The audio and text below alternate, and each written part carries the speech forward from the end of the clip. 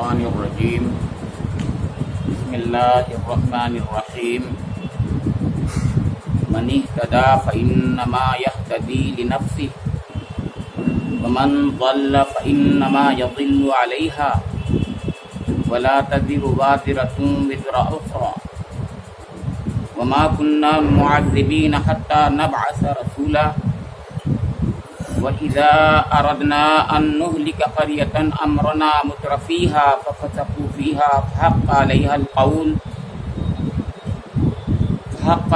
القول فدمرناها تدميرا وكم أهلكنا من القرون من بعد نوح وكفى بربك بذنوب عباده خبيرا بصيرا من كان يريد العاجلة عجلنا له فيها ما نشاء لمن نريد ثم جعلنا له جهنم يصلاها مذموما مدحورا ومن أراد الآخرة وسعى لها سعيها وهو مؤمن فأولئك كان سعيهم مشكورا كلا نمد هؤلاء وهؤلاء من عطاء ربك وما كان عطاء ربك محظورا انظر كيف فضلنا بعضهم على بعض وللآخرة أكبر درجات وأكبر تفضيلا صدق الله مولانا العظيم وصدق رسوله النبي الأمين الكريم ونحن على ذلك من الشاهدين والشاكرين. یہ سورہ بنی اسرائیل سورہ اسراء بھی کہتے ہیں. اس کی 15 تا 21 7 آیات آپ کے سامنے تلاوت کی گئی ہیں. ان آیات کریمہ کا ترجمہ ایسے کیا گیا ہے کہ جو کوئی راہ راست اختیار کرے اس کی راست روی اس کے اپنے ہی لیے مفید ہے، اور جو گمراہ ہو اس کی گمراہی کا وبال اسی پر ہے. کوئی بوجھ اٹھانے والا دوسرے کا بوجھ نہ اٹھائے گا، اور ہم عذاب دینے والے نہیں ہیں جب تک کہ لوگوں کو حق و باطل کا فرق سمجھانے کے لیے ایک پیغمبر نہ بھیج دیں. جب ہم کسی بستی کو ہلاک کرنے کا ارادہ کرتے ہیں تو اس کے خوشحال لوگوں کو حکم دیتے ہیں اور وہ اس میں نافرمانیاں کرنے لگتے ہیں. تب عذاب کا فیصلہ اس بستی پر چسپاں ہو جاتا ہے اور ہم اسے برباد کر کے رکھ دیتے ہیں. دیکھ لو کتنی ہی نسلیں ہیں جو نوح کے بعد ہمارے حکم سے ہلاک ہوئیں. تیرا رب اپنے بندوں کے گناہوں سے پوری طرح باخبر ہے اور سب کچھ دیکھ رہا ہے. جو کوئی اس دنیا میں جلدی حاصل ہونے والے فائدوں کا خواہش مند ہو اسے یہیں ہم دے دیتے ہیں جو کچھ بھی اسے دینا چاہیں، پھر اس کے مقسوم میں جہنم لکھ دیتے ہیں جسے وہ تاپے گا ملامت زدہ اور رحمت سے محروم ہو کر. اور جو آخرت کا خواہش مند ہو اور اس کے لیے سعی کرے جیسی کہ اس کے لیے سعی کرنی چاہیے اور ہو وہ مومن، تو ایسے ہر شخص کی سعی مشکور ہوگی. ان کو بھی اور ان کو بھی، دونوں فریقوں کو ہم دنیا میں سامان زیست دیے جا رہے ہیں. یہ تیرے رب کا عطیہ ہے اور تیرے رب کی عطا کو روکنے والا کوئی نہیں ہے. مگر دیکھ لو دنیا ہی میں ہم نے ایک گروہ کو دوسرے پر کیسی فضیلت دے رکھی ہے، اور آخرت میں اس کے درجے اور بھی زیادہ ہوں گے اور اس کی فضیلت اور بھی زیادہ بڑھ چڑھ کر ہوگی. سورہ بنی اسرائیل کی پہلی ہی آیت میں اللہ رب کریم نے اپنے حبیب کو جو سفر کرایا تھا راتوں رات مسجد حرام سے خانہ کعبہ سے مسجد اقصیٰ تک، جس کو اسراء کہتے ہیں، اور اس کے بعد اللہ رب کریم نے آسمانوں کا سفر بھی کرایا، اس کو معراج کہتے ہیں۔ تو اس لحاظ سے یہ سورۃ المعراج ہے۔ اس کا پورا عنوان، اس کا پورا موضوع، اس کے سارے مضامین اس کے ارد گرد گھومتے ہیں کہ انسان کو عروج، ترقیاں کیسے حاصل ہو سکتی ہیں، اس دنیا کی ترقیاں بھی اور آخرت جو حقیقی انسانی زندگی کا اصلی مرحلہ ہے، اس میں بھی حقیقی ترقیاں کیسے حاصل ہو سکتی ہیں۔ مختلف انداز سے، مختلف پہلوؤں سے بات آ رہی ہے۔ یہ کتاب قرآن پاک کتاب دعوت بھی ہے، کتاب ہدایت بھی ہے، کتاب حقائق بھی ہے، اور وہ اسرار و رموز بتاتی ہے جس سے انسانی زندگی منور ہو جاتی ہے اور سنور جاتی ہے، اس کی دنیا کی زندگی بھی بن جاتی ہے اور اس کی آخرت بھی ضرور بنے گی اور بن جائے گی انشاءاللہ۔ تو آخرت کیسے بنے، کیونکہ اصلی زندگی تو وہ ہے، قرآن پاک اسی کو بتاتا ہے۔ اس کے بارے میں وہ اس دنیا میں جیسے اس نے اس کائنات کو اپنے قوانین کے تحت بنایا ہے، اس کا ذکر کر رہا ہے۔ آج کی آیات میں یہ کائنات جیسے چلاتا ہے، وہ اس کے جو اسرار و رموز ہیں کچھ، اس کے بارے میں بتا رہا ہے۔ فرمایا گیا پہلی آیت میں، آج کی پہلی آیت ہے کہ من اہتدی فإنما یہتدی لنفسہ ومن ضل فإنما یضل علیہا ولا تزر وازرۃ وزر اخرى وما كنا معذبین حتی نبعث رسولا۔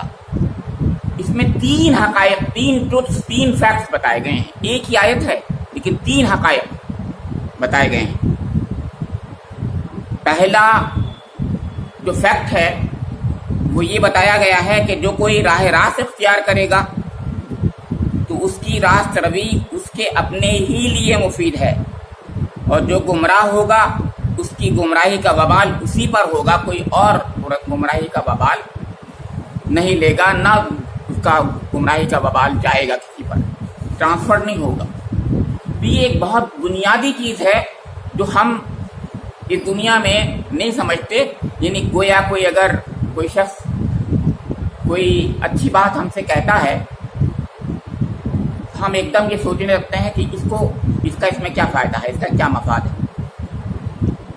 وہ تو ایک اچھی بات بیچارہ بتا رہا ہے، اور ہم یہ سوچتے ہیں کہ اس کا اس میں کیا مفاد ہوگا۔ بہت غلط، اتنے مفاد پرست ہیں ہم کہ ہم دوسرے کو بھی، جو بیچارہ بالکل بے غرض ہو کر بات کہتا ہوگا، اور رسول سے زیادہ بے غرض کوئی نہیں ہوتا۔ اللہ کے رسول جب حضور نبی اکرم محمد مصطفیٰ اور اس سے پہلے انبیاء اکرام اللہ کے بندوں کو اللہ کی طرف بلاتے تھے، تو وہ اس میں یہ ڈھونڈتے تھے کہ اس کی کیا غرض ہے، اس سے کیا فائدہ ہوگا، اس کو دنیا میں کیا فائدہ ہوتا ہے، کیا فائدہ ہوگا، یہی بار بار اس حقیقت کا اظہار کیا۔ قرآن نے یہ بتایا کہ کوئی فائدہ نہیں ہے اس رسول کو، اس سے تمہارے فائدے کے لیے یہ کہہ رہا ہے، اگر تم اس سے ہدایت حاصل کر لو گے تو تمہارا فائدہ ہوگا، اور اگر تم گمراہی اختیار کر لو گے تو اس کا وبال کوئی اور نہیں جھیلے گا، تم ہی جھیلو گے۔ تو سوچو کہ اس وبال سے بچانے کے لیے تمہارا اتنا بھی خواہ ہے، یہ اتنا ہمدرد ہے تمہارا یہ، کہ یہ نہیں چاہتا کہ تم کوئی تکلیف اس دنیا میں یا آخرت میں جھیلو، لہذا یہ ہماری طرف سے نمائندہ بن کر یہ بات بتا رہا ہے، تم اس میں بھی وہی بات ڈھونڈ رہے ہو۔ تو یہ بہت بنیادی چیز ہوئی۔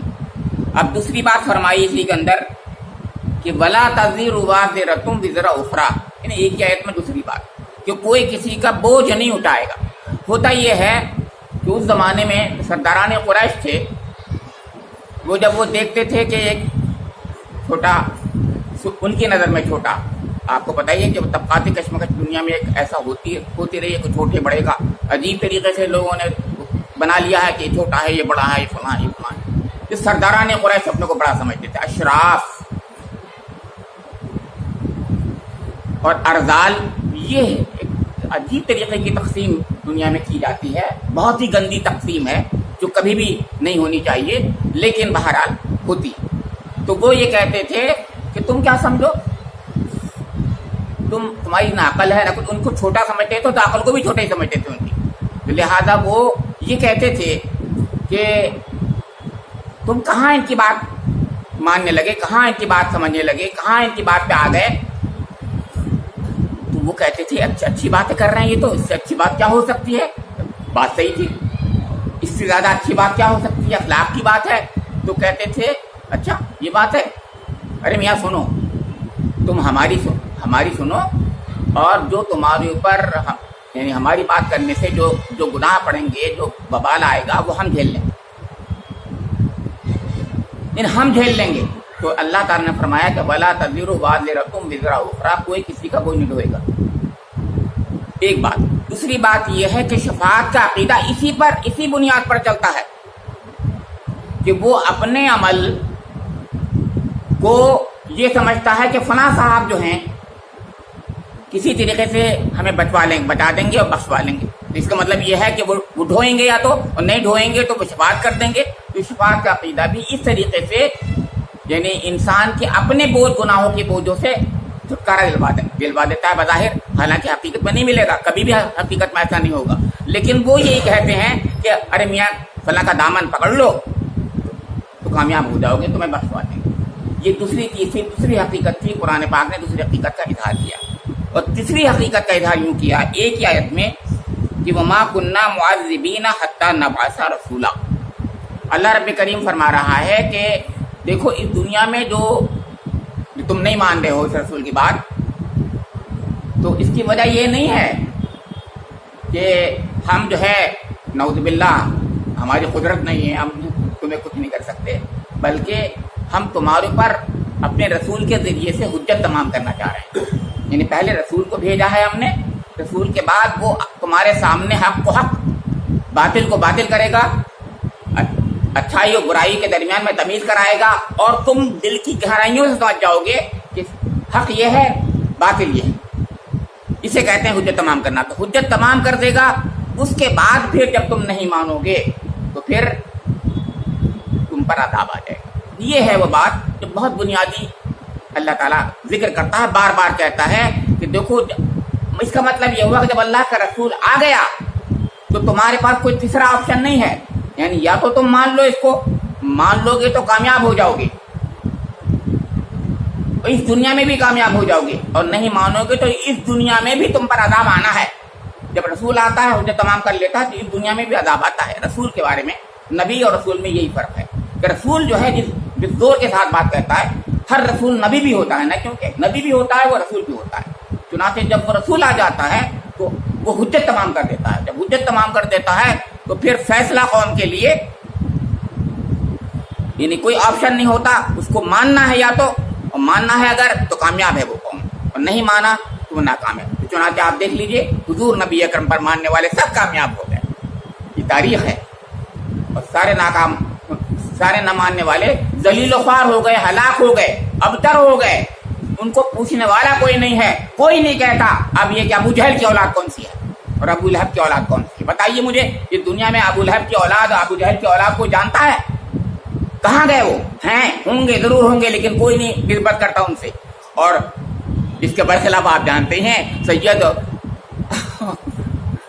سبھی بن جاتے ہیں بیچارے، نسبتیں حضور سے کرتے ہیں، بہرحال کرتے ہیں. خدا کرے ان کی نسبت سے، ان سے محبت سے، ان کی وجہ سے کچھ ان کے اندر وہ خوبیاں پیدا ہو جائیں، کاش پیدا ہو جائیں. مگر میں کہہ رہا ہوں ہر ایک ان حضور سے نسبتیں کر رہا ہے. ہاشمی، قریشی، سید سب بن جاتے ہیں. حقیقت میں بھی ہوں گے کچھ لوگ، اگر ہیں تو بن کے دکھاؤ، سچے بن کر دکھاؤ کہ آپ ہاشمی ہیں، ہم سید ہیں. نہیں تو کچھ نہیں ہے حقیقت یہ، ورنہ ان سے زیادہ تو میں اس پر جو ہے عذاب ہوگا. اس لیے کہ تم نے حضور کے نام کو نسبت کے ساتھ بدنام کر دیا. حضور کے ساتھ نسبت رکھے، آپ کے ساتھ میں بہت برا کیا، بہت بڑی ذمہ داری ہوتی ہے ایسی اس کے ساتھ میں. یہ تین حقیقتیں. اب چوتھی حقیقت جو اسی کی تشریح ہے، یوں فرمایا کہ وَإِذَا أَرَدْنَا أَن نُهْلِكَ قَرْيَةً أَمَرْنَا مُتْرَفِيهَا فَفَسَقُوا فِيهَا फहक्क अलैहा अलक़ौलु फदम्मरनाहा तदमीरा। बहुत प्यारी प्यारी हकीकतें हैं। समंदर को कूजे में बंद करता है कुरान। सोचिए, इतनी बड़ी बात एक आयत में कह दी अल्लाह ताला ने कि जब अल्लाह ताला इस दुनिया में चाहता है कि दुनिया में क्या कहें, अदाब आ जाए, अदाब तो नहीं चाहता वो कि अदाब आ जाए, यानी मतलब ये दुनिया पाक साफ हो जाए। अब मैं पाक साफ कह रहा हूँ, पाक साफ का मतलब समझते होंगे, कूड़े करकट से पाक साफ हो जाए, गंदगियों से पाक साफ हो जाए। ये गंदगियाँ क्या होती हैं? ये अखलाक की गंदगियाँ होती हैं, ये बातिल की गंदगियाँ होती हैं, ये इंसान के गलत रवैयों की गंदगियाँ होती हैं। मतलब इंसान की गैर इंसानी जो हरकतें हैं उनकी वजह से गंदगियाँ होती हैं। तो अल्लाह ताला चाहेगा कि नहीं चाहेगा कि गंदगियाँ, ये चूहा जो है, ये घूरा जो है, तो घूरे को खत्म कर दिया जाए। ये कैंसर जो है उसको जो है उसका ऑपरेशन कर दिया जाए। ये तो चाहेगा इंसान। एक अच्छा डॉक्टर यही तो करता है कि कैंसर है, इंसानी जिस्म तो बहुत अच्छा है, उसमें एक कैंसर है, थोड़ा कैंसर का, तो उसको ऑपरेट करके निकाल देता है। अल्लाह ताला भी ऐसे ही इस कायनात में इस किस्म के कैंसर को निकालता रहा है। और ऐसे ही जूहड़ा और घूरा और इस उनकी जो गंदी चीज़ें हैं उनको साफ करता है, हाइजीन के लिए, बेहतरी के लिए। अब वो कैसे निकालेगा? ऐसे नहीं निकलता। एक तो ये कि अल्लाह के रसूल को भेजता है, एक बात। दूसरी चीज़ ये करता है, उस पर हुज्जत तमाम करता है।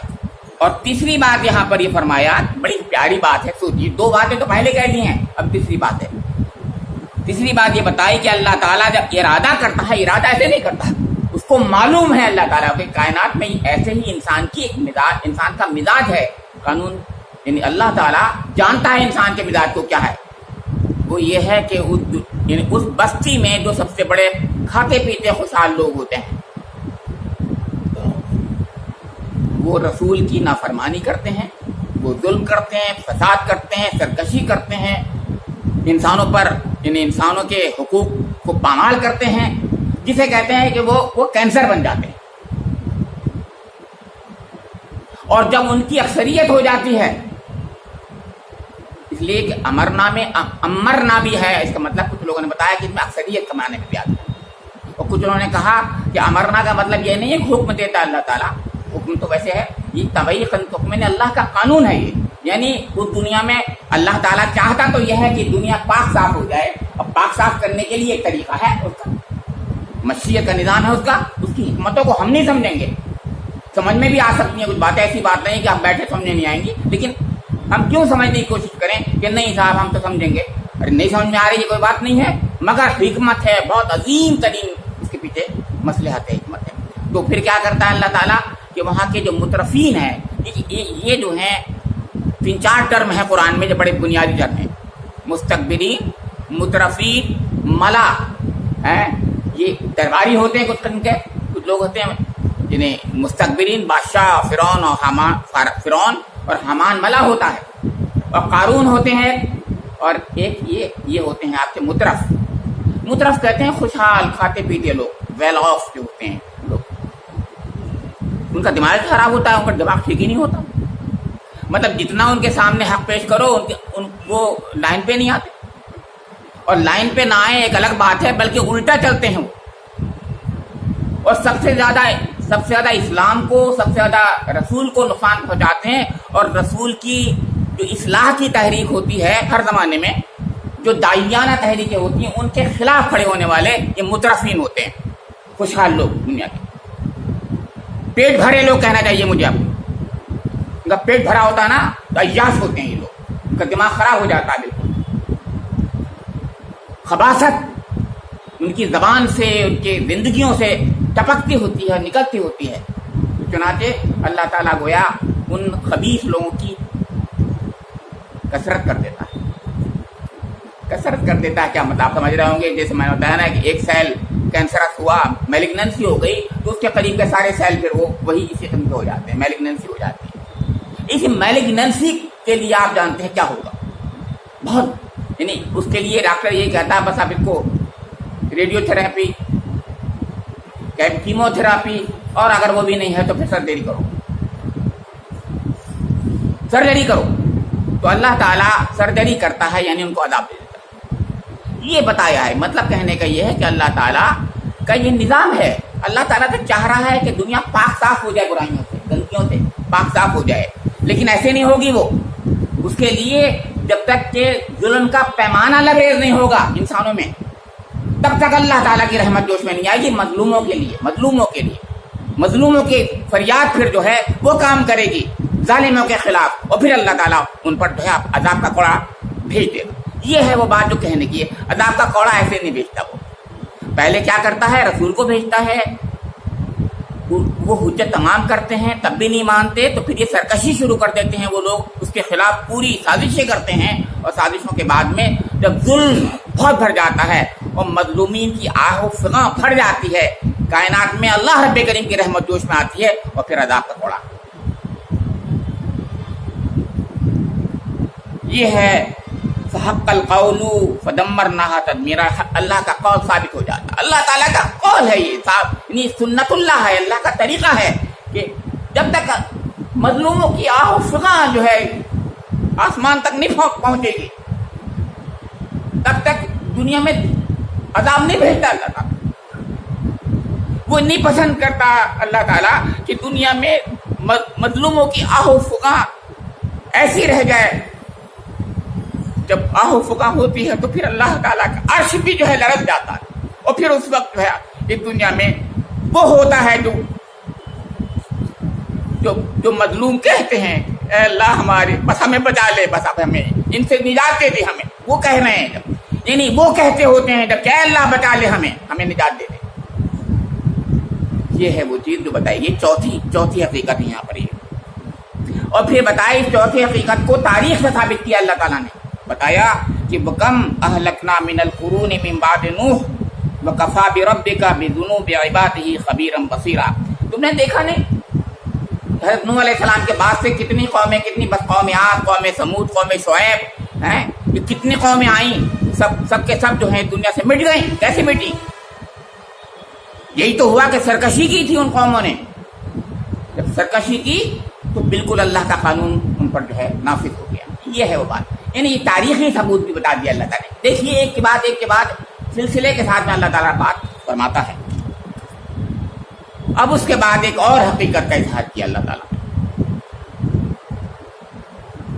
اور وہ ہے ایک دعوت، ایک عام دعوت ہے. اس دعوت کو پیش کر رہا ہے اللہ تعالیٰ، کتنے پیارے انداز میں پیش کر رہا ہے. غور کیجئے کہ من کان یرید العاجلۃ عجلنا لہ فیہا ما نشاء لمن نرید ثم جعلنا لہ جہنم یصلاھا مذموما مدحورا ومن اراد الآخرۃ وسعی لہا سعیھا وہو مؤمن فاولئک کان سعیھم مشکورا. یہ دو آیتیں ہیں. کہا اس دنیا میں دو طریقے سے لوگ زندگی گزارتے ہوتے ہیں. ایک کا مطمح نظر مقصود زندگی صرف دنیا اور دنیا کمانا ہے. مطلوب و مقصود ان کی دنیا ہے، دنیا بن جائے ہماری، جن کا مطلوب و مقصود آخرت ہے. تو کہا گیا کہ من کانا یرید العاجلہ، جو لوگ جو ہیں اس دنیا میں عاجلہ یعنی نقد مل جانے والی زندگی، دنیا کی زندگی کو ہی چاہتے ہیں، تو کہا گیا فیہا، اس دنیا میں جلنا لہو فیہا ما نشاء لمن نرید، تو جس کے لیے چاہتا ہے اللہ تعالیٰ اور جتنا چاہتا ہے، جس کے لیے چاہتا ہے، ہر ایک کو نہیں دیتا. یعنی اگر ہر دنیا دار شخص کو دنیا ہی مل جائے تو پھر کیا ہو؟ ایسا نہیں ہوتا. بتیرا چاہتے ہیں بہت سے لوگ بیچارے نہیں کچھ کر پاتے. اور وہ چاہتا، کون نہیں چاہتا کہ ہمارا پتی خراب پتی، نہیں کوئی پتی کیا مطلب یہ ہے وہ سبھی کچھ ہو جائے، لیکن کسی کو کچھ ملتا ہے، کسی کو کچھ ملتا ہے، جتنا اللہ تعالیٰ چاہتا ہے ملتا ہے. یعنی کوالٹیٹیولی بھی کوانٹیٹیولی بھی اس لحاظ سے کہ جو جیسا چاہ رہا ہے ایسا نہیں مل رہا ہے، بلکہ اللہ تعالیٰ جیسے چاہتا ہے ان کو دیتا ہے. کچھ کو دے دیتا ہے، کچھ کو نہیں دیتا. یعنی دنیا میں بھی ایسا نہیں کہ دنیا مل جاتی ہو سب کو، نہیں ملتی. دنیا نہیں ملتی، جس کو چاہتا ہے، جتنا چاہتا ہے، جیسا چاہتا ہے مل جاتی ہے. یہی ہے ما نشاء لمن نرید، جتنا چاہتا ہے، اور جس کے لیے لمن جس کے لیے چاہتا ہے اس کو دے دیتا ہے. پھر کیا کہہ رہا ہے اللہ تعالیٰ؟ ثم جعلنا لہو جہنم، اس کے بعد اس کے لیے جہنم ہی ہے. دنیا اس کا مطمح نظر تھا، دنیا ہی کے لیے جی رہا تھا، وہ دنیا کے لیے مر رہا تھا، تو پھر دنیا کے لیے مر. اب اس کے بعد تیرے لیے آگ ہے، یصلاھا مذموما مدحورا، وہ وہاں اسے وہ تاپے گا ملامت زدہ اور رحمت سے. بہت ہی سخت الفاظ ہیں یہ. مذموم ذلیل خوار ہو جانا، مدحور یعنی راندہ درگاہ ہو جانا، بالکل اس طریقے سے وہ اللہ کے غضب کا مستحق ہو جائے۔ دنیا اس کی مطمئن نظر تھی، دنیا ہی سب کچھ تھی، اس کا مقصود اور مطلوب دنیا تھی، تو پھر ٹھیک ہے میرے لیے اب یہاں کچھ نہیں ہے، یعنی آخرت تو ہونا ہے، آخرت تو آنا ہے، آخرت تو ہے، وہاں پر دو ہی چیزیں ہوں گی، یا تو جہنم یا جنت، اس کے لیے جہنم۔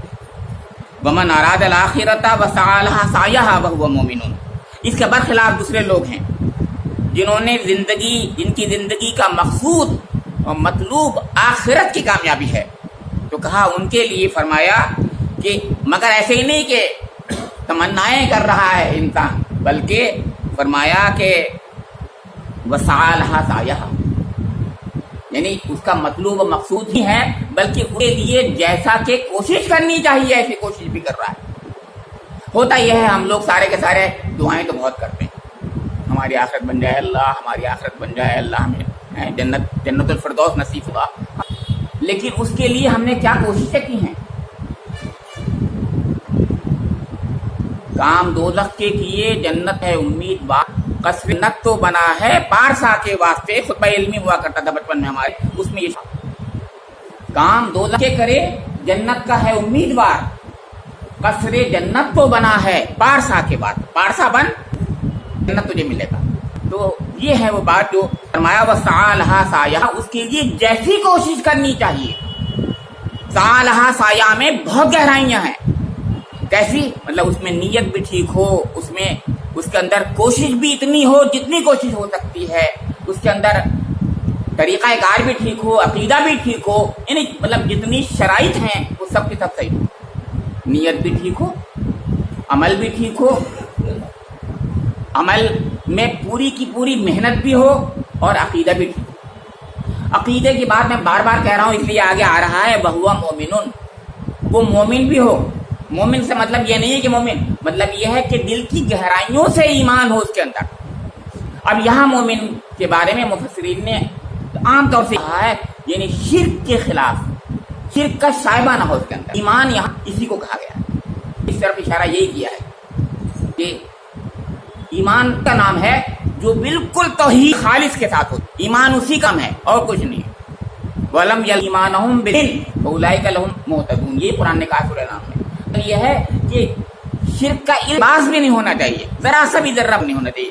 بدقسمتی سے ہمارا معاملہ یہ ہوتا ہے کہ ہم ویسے تو مومن ہیں، یعنی اللہ کو ماننے والے ہیں، لیکن ہمارے ہر جگہ پر اللہ کے سوا کتنے خدا بنے بیٹھے ہوئے ہیں، ہر معاملے میں ہمارا نفس ہمارا خدا بنا بیٹھا ہوا ہے، وہ کہتا ہے یہ کر، ہم وہی کر رہے ہیں۔ بتائیے ہم خدا کی بات مانتے ہیں یا نفس کی بات مانتے ہیں؟ اگر ہم نفس کی بات مانتے ہیں تو نفس کو ہی تو خدا بنایا ہم نے۔ قرآن نے خود کہا ہے، سورہ توبہ کی بات کل آئی تھی، ہمارے امام صاحب پڑھ رہے تھے کہ یہ جو تھے ربی لوگ، ان کو احبار اور ربانیون، ان کو جو ہے خدا بنا دیا انہوں نے، یہودیوں نے۔ آپ نے کیسے خدا بنا؟ ان کو مانتے تھے۔ عیسائیوں میں بھی یہی ہوتا ہے، پریس کی بات مانی جاتی ہے، اور بدقسمتی سے ہمارے بھی کوئی یہ ہوتا ہے کچھ ایسے ہی کہ انہوں نے کہا یہ صحیح ہے اور یہ غلط ہے، تو یہ ہے اور یہی غلط ہے۔ اس کے پیچھے قرآن سنت کی جو ہے، یا ہمیں سے نہیں چاہیے کہ قرآن و سنت کی کسوٹی پر بھی وہ جو ہے بالکل صحیح ہونا چاہیے۔ ہماری تو اللہ کا شکر ہے، کرم ہے، احسان ہے کہ ہمارے علماء کرام نے خراب نہیں ہے۔ بدقسمتی وہ لوگ ہو چکے، وہ جنت کا سرٹیفکیٹ بانٹتے ہیں، عیسائیوں میں پڑتا ہے $10 کا، $20 کا، $50 کا، $100 کا، €100 کے جو ہے آپ کے پاؤنڈ کا۔ جی میں ایسے نہیں کہہ رہا ہوں، حقیقت کے لحاظ چرچ میں بکتا ہے۔ اور یہاں پر بھی کوئی کہنے لگے اگر کہ ہاں بھائی جنت کا تو یہ سرٹیفکیٹ مل جائے گا، لے اتنے پیسے دے دے تو مجھے، اگر کوئی ایسا کہتا تو غلط ہو جائے گا نا۔ اللہ کا شکر ہے ایسا نہیں ہوتا، لیکن سن کانوں میں ہمارے بھی باتیں آ رہی ہیں، آپ بھی سنتے رہتے ہیں یہ باتیں، لہذا میں انکار بھی نہیں کر رہا ہوں اور نہ اقرار کر رہا ہوں، مگر ہمارے یہاں بھی بدقسمتی سے یہ چیز آنے لگی ہے۔ تو فرمایا کہ جو مومن بھی ہو، یعنی توحید پر قائم ہو، ذرہ برابر شرک نہ کرتا ہو، اصلی حقیقی ایمان رکھتا ہو، تو پھر کوشش بھی کر رہا ہے، محنت بھی کر رہا ہے، آخرت کا مطمئن نظر بھی ہے، مقصود بھی وہی ہے، تو پھر کیا کہا اللہ تعالیٰ نے؟ فرمایا کہ فَأُولَٰئِکَ کَانَ سَعْیُهُم مَشْکُورًا، اس کی سعی مشکور ہوگی، اس کی قدر کی جائے گی، اس کو اس کی کوششوں کا ثمرہ ملے گا۔ قدر ہوگی اس کی، ناقدری نہیں ہوگی۔ یہ نہیں کہا کہ اس کو ہم اجر دیں گے، یہ کہا کہ اس کی جو صحیح بھی ہے، جو بھی صحیح ہے، اس کی صحیح قدر کی جائے گی۔ تو جتنی صحیح کرو، جتنی کوششیں کرو گے اتنی ہی ہوگی۔ اچھا، بدقسمتی سے میں نے جیسے کہا نا کہ ہم زبانی جمع خط تو بہت کرتے ہیں، لیکن محنت کے نام پر، قربانیوں کے نام پر بدقسمتی سے ہم نہیں کر پاتے۔ تو اب نہیں کرتے تو اللہ نے تو سوٹی بتا دی ہمیں، جتنی صحیح ہوگی، نیک صحیح ہوگی اسی کے درجے میں ہم کو جو ہے وہ ہماری صحیح کو مشکور کرے گا اللہ تعالیٰ، یعنی اس کی قدر ہوگی۔ ہمیں اپنے گریبان میں جھانک کر دیکھنا چاہیے کہ ہم کوشش کتنے ہیں، ہمارے عقیدے کتنے ہیں، ہمارے یہاں رہ کے چھپ کے ہوس اپنی تصویریں نہیں بنایا کیا؟ دیکھیے، براہیمی نظر پیدا بڑی مشکل سے ہوتی ہے، مگر مشکل سے ہوتی ہے، بس چھپ کے سینوں میں بنا لیتی ہے تصویریں۔ آپ دیکھتے ہیں کہ حبس جو ہے ہر جگہ پر ہمارے سامنے براہیمی نظر ہے۔ براہیم کیا چیز؟ ابراہیم رسول توحید کے سب سے بڑے علمبردار۔ یہی بات میں کہہ رہا ہوں، شرک کے خلاف توحید کے علمبردار ہوئی ہے۔ اصلی چیز دیکھیے توحید ہے، اس توحید یعنی صرف اور صرف اللہ کے لیے، جو کچھ بھی کرنا ہے مجھے صرف اللہ کے لیے۔ حضرت ابراہیم السلام اللہ کے لیے، انہوں نے کہا، میں بتا رہا ہوں کہ بات آتی ہے بس یعنی تفسیروں میں آتی ہے، حضرت جبریل علیہ السلام اس وقت جبکہ ان کو گوبھن میں ڈال کر کے آگ میں ڈالا جا رہا تھا، درمیان میں راستے میں مل گئے، کہنے لگے کہ ابراہیم اگر تمہیں میری مدد کی ضرورت ہو تو میں مدد تمہیں دے دوں گا۔ کہ جبریل مجھے آپ کی مدد کی کوئی ضرورت نہیں، میرا رب کافی ہے میرے لیے۔ اس وقت کہہ رہے ہیں، حالانکہ حضرت جبریل جب آئے ہوں گے ایسے نہیں آئے ہوں گے، اگر آئے ہیں تو بالکل ایسے نہیں آئے ہوں گے، اللہ کی اذن سے آئے ہوں گے، اور اگر ہوتا تو غلط نہیں ہوتا وہ، لیکن اتنا ذرہ برابر بھی پسند نہیں کر رہے ہیں توحید کے خلاف۔ حضرت ابراہیم علیہ السلام کہے نہیں، میرا رب ہے جبریل، تمہاری مدد کی ضرورت نہیں ہے۔ میں نے بتایا ایسے وقت میں مدد ہم مانگ سکتے ہیں اللہ کے ذریعے سے، اللہ سے مدد مانگیں گے۔ کیسے مدد کا؟ اللہ فرشتوں کے ذریعے کرتا ہے، اس میں دو رائے نہیں، لیکن توحید اسے کہتے ہیں بس چھپ کے سینے چھپا لیتی ہے تفسیریں۔ تو یہ فرمایا جا رہا ہے کہ اب آخر میں ایک بالکل خلاصہ ہے، بڑا خلاصہ ہے، پیارا خلاصہ ہے، آپ غور کیجئے۔ کلن نمد ہؤلاء وہؤلاء من عطاء ربک وما کان عطاء ربک محظورا۔ دیکھو اس دنیا میں ان کافروں کو، ظالموں کو، سرکشوں کو بھی ہم دے رہے ہیں، دنیا دے رہے ہیں، اور جو مومن ہیں ان کو بھی دے رہے ہیں، کم زیادہ ایک الگ چیز ہے، لیکن دے رہے ہیں نا۔ اور وما کانا ربک وما کانا عطاء ربک محظورا، اللہ کی عطا اور بخشش میں کسی کے لیے کوئی کمی نہیں ہے۔ یعنی یہ سمجھ رہے ہیں کہ ہم سے اللہ خوش ہے، غلط بات نہ، دنیا ہے، یہ امتحان ہے، دارالامتحان ہے، یہاں اس کو بھی دیں گے، تمہیں بھی دیں گے، سب کو دیتے ہیں۔ یہ امتحان یہی ہو رہا ہے، ہم سب کو دیتے ہیں، اور آپ کی رب کی عطا کوئی روک نہیں سکتا، کوئی کہ یہ روک دے گا، کوئی نہیں روک سکتا یہ۔ اور آخر میں جو بات فرمائی ہے، لیکن ایک بات کو یاد رکھو، دیکھ لو، غور کرو، اور یہ ہے جو آئینہ دکھایا گیا۔ انظر کیف فضلنا بعضهم علی بعض وللآخرۃ اکبر درجات واکبر تفضیلا۔ ہاں یہ دو گروہ تو ہیں، ہم سب کو دے رہے ہیں، کوئی روکھی سوکھی کھا کر جی رہا ہے، تو کوئی حلوہ مانڈا کھا کر، بہترین کھانے کھا کر جی رہا ہوگا، لیکن ختم ہونے کے بعد ایک ہی ہو جاتا ہے، سب کچھ ایک ہو جاتا ہے، اور سب کا فضلہ ہی بنتا ہے، کوئی سنبھال کے نہیں رکھتا اس کو، گندگی ہو کو باہر جاتی ہے۔ سوچنے کی بات یہ ہے، تو عرض یہ کرنا ہے کہ اللہ تعالیٰ دنیا میں سب کو دے رہا ہے، دنیا ہے یہ فضلہ والی حقیقت ہے، اس کی کچھ نہیں ہے حقیقت اس کی۔ لیکن ہاں دیکھو یہاں دو گروہ ہیں، ایک گروہ وہ ہے جو متقی لوگوں کا گروہ ہے، مومنوں کا گروہ ہے، اور یہاں اصحاب کرام، صحابہ کرام رضوان اللہ تعالیٰ اجمعین ہے۔ غور کیجیے، قرآن پاک جب نازل ہو رہا تھا کون تھا گروہ؟ وہ تھا صحابہ کرام۔ گویا صحابہ کرام کو سامنے رکھ دیا اور یہ کہا کہ دیکھ لو، جن کا مطمح نظر دنیا ہے وہ ابو جہل اور ابو لہب اور عتبہ اور شیبہ اور فلاں فلاں فلاں فلاں لوگ، سارے کے سارے لوگ، اور دوسری طرف حضرت ابو بکر اور عمر اور عثمان اور علی اور فلاں اور فلاں، پیارے پیارے اچھے اچھے سب ہم صحابہ کرام رضوان اللہ تعالیٰ علیہم اجمعین ہیں۔ دونوں کی زندگیوں میں فرق تمہیں نظر نہیں آ رہا ہے؟ یہ کتنا بڑا، یعنی سوچئے کتنا بڑا دعویٰ کیا اللہ تعالیٰ نے، کہ اسی لیے قرآن نے سورہ فرقان میں کہا عباد الرحمن، اللہ کے بندے عباد الرحمن کیسے ہوتے ہیں، سامنے آئینہ رکھ دیا تھا۔ یمشون علی الارض حونا واذا خاطبهم الجاہلون قالوا سلاما، زمین میں جو ہے نرم چال کرتے ہیں. اور کیا کیا خوبیاں بتائی ہیں ان کی، کیا کیا خوبیاں بتائی ہیں وہ صحابہ کرام. آج صحابہ کرام کے نقش قدم پر بھی ہمیں چلنا چاہیے. ہم بھی تو اپنے کو اہل سنت والجماعت کہہ رہے ہیں، ہم شیعہ تو نہیں ہے نا، ہم تو اہل سنت والجماعت ہی ہیں. شیعوں کی بات شیعوں کی رکھیے، وہ الگ بات ہے، لیکن ہم تو کم سے کم یعنی صحابہ کرام کے نقش قدم پر بھی تو چلیے. حضور کی تو نقش قدم پر چلنا ہی چلنا ہے، لیکن صحابہ کرام جن کی بات قرآن کر رہا ہے کہ دونوں کے درجات میں بہت بڑا فرق ہے. ایک طرف صحابہ کرام رضوان اللہ تعالیٰ علیہم اجمعین ہیں، دوسری طرف سرداران قریش ہیں. بتاؤ دونوں میں فرق، دیکھ نہیں رہے ہو تم فرق؟ یہ کتنے گندے غلیظ لوگ ہیں، کتنے ان کے معاملات خراب ہیں، کتنے جھوٹے ہیں یہ لوگ، کتنے راشی ہیں یہ لوگ، کتنے زانی ہیں یہ لوگ، کتنے گندے کام کرنے والے ہیں یہ لوگ. ایک طرف یہ ہیں صحابہ کرام رضوان اللہ، کتنے پیارے، کتنے اچھے، با اخلاق، با کردار لوگ ہیں. بتاؤ غریبوں کے کام آنے والے کون لوگ ہیں؟ دلوں میں انسانوں کے دونوں میں کن کے لیے محبت ہے؟ دل چیر کے دیکھ لو ان انسانوں کا اور پوچھو کہ اصلی اچھے لوگ کون ہیں. چاہے زبان سے نہ کہیں لیکن دل کہتا ہوتا ہے. قرآن کہہ رہا ہے اس دنیا میں بھی، جب اس دنیا میں بھی یہ لوگ اچھے. کیا بات کہی، اتنی بڑی بات کہہ دی قرآن نے اس جگہ پر. سوچیے کبھی کہ دنیا میں بھی ہمارے صحابہ کرام، ہمارے نیک بندے، ہمارے پیارے بندے، ہمارے اچھے بندے، جو جن کی زندگی کا مطمع نظر آخرت ہے. یہ مطلب ہے اصلی چیز، بات وہی چل رہی ہے نا. جن کی زندگی کا مطمع نظر، مطلوب مقصود آخرت ہے، وہ اس دنیا میں بھی بالکل فضیلت پائے ہوئے ہیں. وہ اچھے ہیں بالکل. تو جب اس دنیا میں اتنے اچھے ہیں، آخرت میں تو بہت ہی زیادہ اچھے ہوں گے. وہ ان کا کیا کہنا، کیا ٹھکانا ہوگا. اب اس پہ کوئی انکار کر سکتا؟ یعنی سامنے ان کے آئینہ رکھ دیا کہ دنیا میں دیکھو یہ کتنا اچھے ہیں. دل کی گہرائیوں سے سب کہہ رہے ہیں، ہر ایک کہہ رہا کہ ہاں یہ لوگ اچھے ہیں. جب اچھے ہیں تو وہاں بھی اچھے ہوئے ہوں. اللہ رب کریم سے میری دعا ہے کہ مجھے اور آپ لوگوں کو قرآن پاک کو سمجھنے کے مطابق عمل کرنے کی توفیق نصیب فرما دے. مجھے اور آپ لوگوں کو حضور نبی اکرم محمد مصطفیٰ صلی اللہ علیہ وسلم کے نقش قدم پر، قرآن پاک کے احکام پر اور صحابہ کرام رضوان اللہ تعالی علیہم اجمعین کے نقش قدم پر چلنے کی توفیق نصیب فرما دے. رب کریم میرے اور آپ کے دل میں وہ اطمینان، وہ ایمان نصیب فرما دے جو رب کریم چاہتا ہے، مطلوب مقصود ہے مومن کے لیے. رب کریم میرے اور آپ کے گناہوں کو معاف فرما دے. ربنا تقبل منا انک انت السمیع العلیم، تب علینا انک انت التواب الرحیم. وآخر دعوانا ان الحمد للہ.